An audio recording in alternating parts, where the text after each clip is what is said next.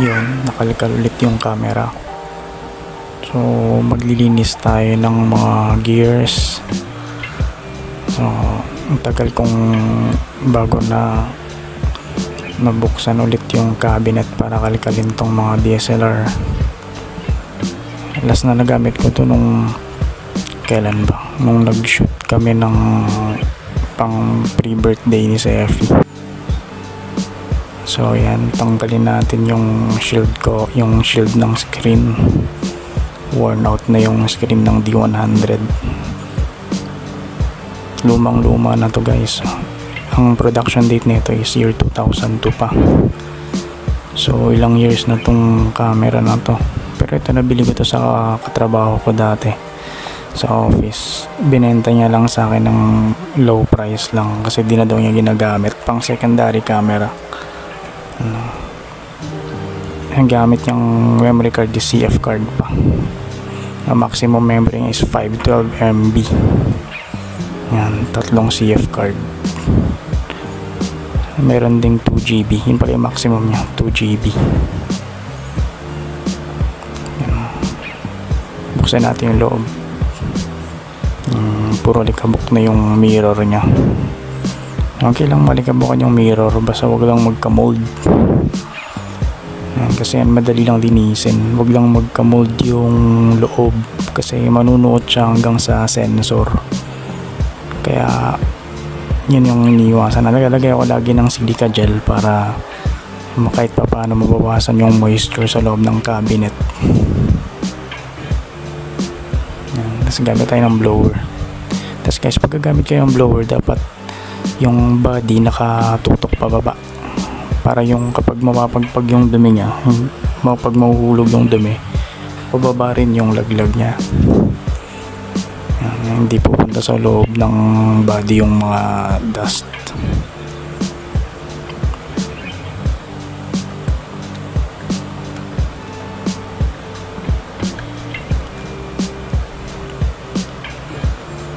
Yan, tapos brush. Yan. Ito pang linis talaga ng camera yung pen cleaner na yan. Brush and pen cleaner. Yan, may mabibili yan online. Mura lang naman. Mga tag 150 to 200. Tapos may kasama na siyang wet and dry cloth. Yan. Ito, may kasama siyang yung foam kinakabit sa dulo ng pen. Yan, para malinis yung mga dust na nakakapit ng gusto sa surface. Yun yung ginagamit. Imbis na gumamit ka ng anong pangkutkot, yun yung gagamitin natin.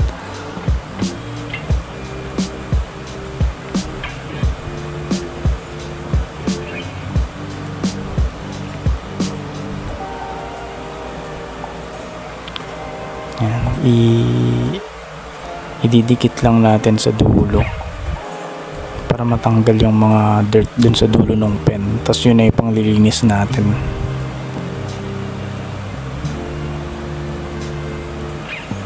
Yan, kapag wala kayong pen cleaner, okay naman yung pwede naman yung microfiber na cloth. Okay lang naman yun para sa akin kasi dati yun din yung ginagamit ko, microfiber cloth, para mapunasan yung mga dust na kumapit ng gusto. Huwag lang kayo gagamit ng wet cloth o kaya wet wipe sa internals ng body kasi pwedeng makapekto yun sa sa electronics ng body. So baka makakontribute pa sa pagkasira ng camera.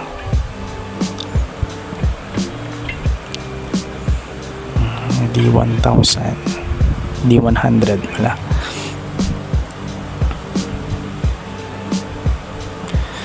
Hirap ang disadvantage kasi ng DSLR pag yung nagta-travel ka, bulky masyado, malaki yung mga DSLR camera. Tapos bukod sa malaki, katulad nito, mga mid-range na DSLR to, mabigat yung body kasi magnesium alloy yan, bakal yan, mabigat. Pati tong D7000 mabigat yan.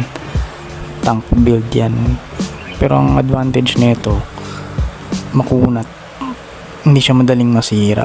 Nakailang bagsak na ako dito sa mga camera ko, pero hindi pa rin siya yung workhorse niya, ganun pa rin, stable pa rin yung shots mo, pristine pa rin kumuha yung camera.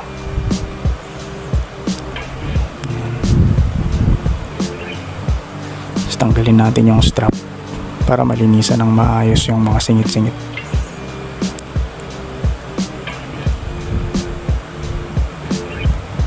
Yung mga battle scar nya, yung rubber grip, tuklap na sa katagalan kasi na parang nawe-weather na siya. Syempre yung pawis ng kamay, acid yun eh, so nanunuot din sa rubber.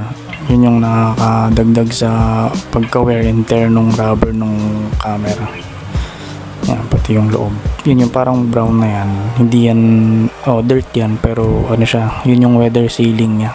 Meron yung parang fabric at saka rubber sa singit-singit, para kapag kahit nag-shoot ka ng umuulan o kaya yung maalikabok, hindi basta-basta mapapasukan yung loob ng camera. Tapos blower din, blower sa singit-singit para matanggal yung mga alikabok. Dito gumamit na ako ng wet wipes kasi ano naman siya, externals naman ng camera, pantanggal lang dun sa mga lint ba yung tawag dun. Hindi ko alam tawag, basta yung mga ganon, yung mga nanuot na mga dumi. Yan, tagal na nung D7000 na to sa akin, siguro may mga 9 years na to, magde-decade na, tagal na. Tas yung lens na yan pa yung lens niya, yung pinakauna, 50mm. Basag-basag na nga yung yung mount niya, yung pinagkakapitan ng lens cap, basag-basag na siya, pero gumagana pa rin. Yan yung loob niya. So okay pa rin yung mirror, goods pa rin. Tas yung foam niya sa loob, okay pa naman din. Yun yung nag-absorb ng mga dumi, yung foam. I-blower lang natin para matanggal yung mga likabok. Sa same procedure, pababa yung camera habang binoblower para yung dirt, pag nahipa na ng blower, pababa din yung hulog niya, hindi siya pupunta sa gilid-gilid o singit-singit ng loob ng camera.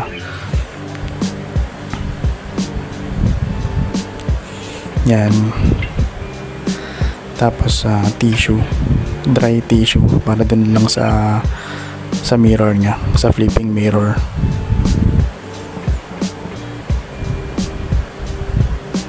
Nagtingin ako sa Lazada, sa Shopee nung rubber parts niya, mahal din.